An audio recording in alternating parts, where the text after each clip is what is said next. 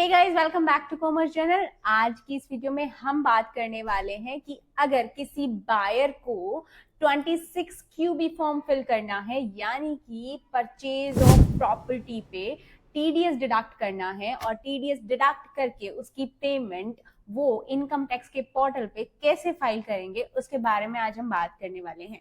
Guys, पहले क्या होता था, 26 क्यूबी फॉर्म जो होता था वो टिन की वेबसाइट पे मिल जाता था बायर को और उसकी डिटेल फिल कर दी जाती थी टिन वेबसाइट के थ्रू। लेकिन अभी क्या हो गया है, पैन कार्ड होना नेसेसरी हो गया है और इनकम टैक्स के पोर्टल पे जाके आपको पैन बेस लॉगिन करना होगा और लॉगिन करने के बाद आप टीडीएस का जो फॉर्म है पेमेंट के लिए चालान जनरेट कर सकते हैं। चलिए ये चालान कैसे जनरेट किया जाता है, कैसे पेमेंट की जाती है, ये हम देख लेते हैं और साथ में हम देख लेते हैं कि किन किन स्टेप्स को फॉलो करके हम टीडीएस की पेमेंट कर सकते हैं 26 क्यूबी के under. So without any delay चलिए वीडियो शुरू करते हैं। इनकम टैक्स के पोर्टल पे हम आ गए हैं। यहाँ आने के बाद हमें ई फाइल के ऑप्शन पे क्लिक करना है। यहाँ ई पे टैक्स का ऑप्शन हम क्लिक करने के बाद यहाँ पे न्यू पेमेंट के ऑप्शन पर हम जाएंगे। Now click on 26 QB. Proceed के बटन पे क्लिक करने के बाद हमें ये फॉर्म जो है ओपन होके दिखाई देगा। उसी में 26 क्यूबी का फॉर्म हमें देखने को मिलेगा। एक से ज़्यादा अगर बायर है तो उनका जितना भी पोर्शन है पेमेंट का टीडीएस उसी के अकॉर्डिंग अलग अलग 26 क्यूबी हमें फाइल करना होगा। नाउ हेयर आपको 4 स्टेप दिखाई दे रहे हैं। ये देखिए आपको 4 स्टेप दिख रहे होंगे। नंबर 1, बायर की डिटेल। बायर की डिटेल तो जैसे ही आप पैन कार्ड डालेंगे ऑटो फिल होकर आ जाएगी क्योंकि ये पैन बेस्ड होता है। उसके बाद सेलर की डिटेल आपको ऐड करनी है नेक्स्ट स्टेप पे। सेलर की डिटेल ऐड करने के बाद प्रॉपर्टी की आपको कंप्लीट डिटेल ऐड करनी है एंड देन बस आपको पेमेंट के ऑप्शन आ जाएंगे। आपको मोड ऑफ पेमेंट सेलेक्ट करना है और पेमेंट को प्रोसीड कर देना है। मेक श्योर सेलर का पैन कार्ड नंबर ऑपरेटिव होना चाहिए, यानी कि अगर मान लीजिए आप सेलर का पैन डिटेल डालेंगे तो उसका आधार और पैन कार्ड से लिंक होना ज़रूरी है। अदरवाइज टीडीएस जो है वो 20% अप्लीकेबल हो जाएगा, जबकि आप लोगों को पता है कि प्रॉपर्टी पे टीडीएस 1% चार्ज किया जाता है। गाइस, सबसे पहले हम फिल कर लेते हैं बायर की डिटेल। हम सेलेक्ट करेंगे सेलर का रेजिडेंशियल स्टेटस, यानी कि जो प्रॉपर्टी है वो रेजिडेंट है या नॉन रेजिडेंट है। तो मैंने यहाँ सेलेक्ट कर लिया है रेजिडेंट। अब मुझे बायर की डिटेल जो है वो एंटर करनी है। बायर का पैन नंबर, आधार नंबर और बाकी डिटेल देखिए सब ऑटो फिल आ चुकी है। जैसा कि मैंने पहले बताया था, आपको कुछ नहीं करना, बस वेरीफाई करना है। आधार की लास्ट डिजिट आपको मैच कर लेनी है। पैन कार्ड नंबर एंटर करने की वजह से डिटेल अपने आप आ गई है। Now let's go below. आपको एक ऑप्शन दिखाई दे रहा है कि आपका जो बायर है वो एक से ज़्यादा तो नहीं है। यहाँ देखिए वेदर मोर देन 1 बायर। तो अगर आपके बायर जो हैं वो एक से ज़्यादा है, यानी कि जो प्रॉपर्टी बाय करने वाला पर्सन है वो एक नहीं है, एक से ज़्यादा है, तो हम येस पे क्लिक कर देंगे। मेरे केस में भी एक से ज़्यादा बायर है तो मैंने इस ऑप्शन को येस कर लिया है। अगर एक ही है तो आप नो पे क्लिक कर सकते हैं। कंटिन्यू कर देंगे। नाउ हम फाइल कर लेते हैं सेलर की detail. First enter pan card number. आपको पैन कार्ड नंबर डालना है सेलर का, कंफर्म करना है पैन कार्ड नंबर और आधार कार्ड क्योंकि इससे लिंक होता है खुद ब खुद आ जाएगा। आपको बस लास्ट 4 डिजिट चेक कर लेनी है। नेम एंड कैटेगरी भी खुद से आ जाएगा। एड्रेस आपको एंटर करना है तो यहाँ पे हम एड्रेस एंटर कर देंगे। Mobile number. अब आपको ये देखना है कि यहाँ पे भी आपके पास एक ऑप्शन आ रहा है कि सेलर भी एक से ज़्यादा तो नहीं है, और अगर एक से ज़्यादा नहीं है तो नो कर देंगे। हमारे केस में एक ही सेलर है तो हम इस ऑप्शन को नो ही रखेंगे। यही हम कंटिन्यू पे क्लिक करेंगे। अब हम फाइल कर लेते हैं प्रॉपर्टी की डिटेल। कुछ चीज़ें हमारे पास ऑटोमेटिकली आ जाएंगी, जैसे कि tax applicable. Now select type of property. Land है तो लैंड सेलेक्ट करेंगे, बिल्डिंग है तो बिल्डिंग। हमारे केस में हम सेलेक्ट कर रहे हैं लैंड।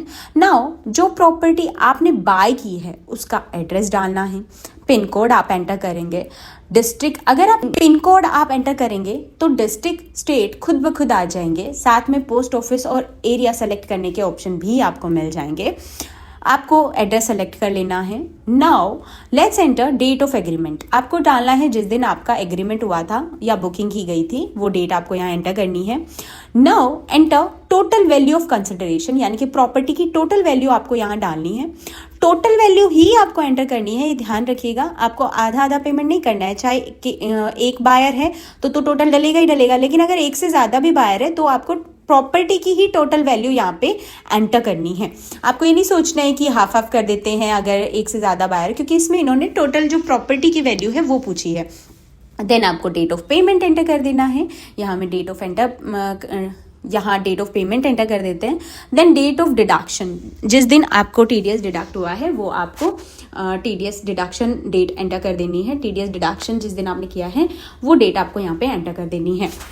अगर अलग है डेट ऑफ डिडक्शन तो वो आप एंटर कर सकते हैं, यहाँ सेम है तो सेम ही एंटर करेंगे।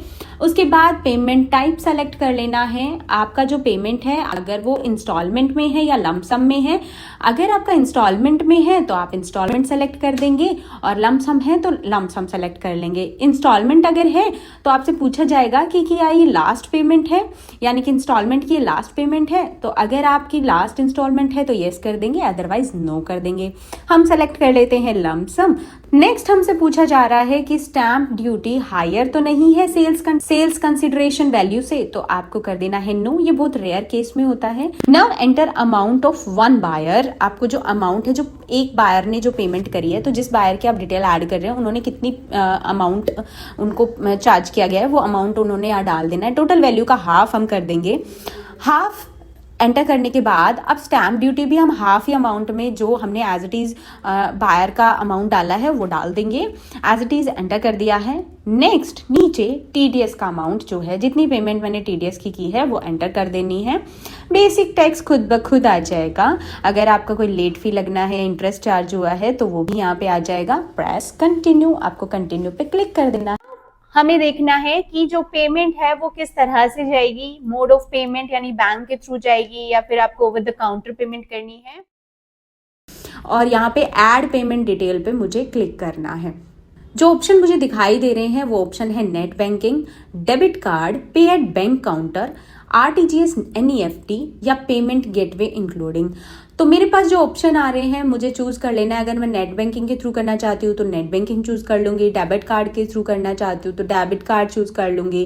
काउंटर पे जाके ऑफलाइन पे करना चाहती हूँ तो वो मैं सेलेक्ट कर लूंगी, या फिर एनईएफटी या आरटीजीएस के थ्रू करना चाहती हूँ तो वो कर लूंगी, या फिर कोई यूपीआई या क्रेडिट कार्ड के थ्रू करना चाहती हूँ तो ये यूपीआई का जो ऑप्शन है वो सेलेक्ट कर लूंगी।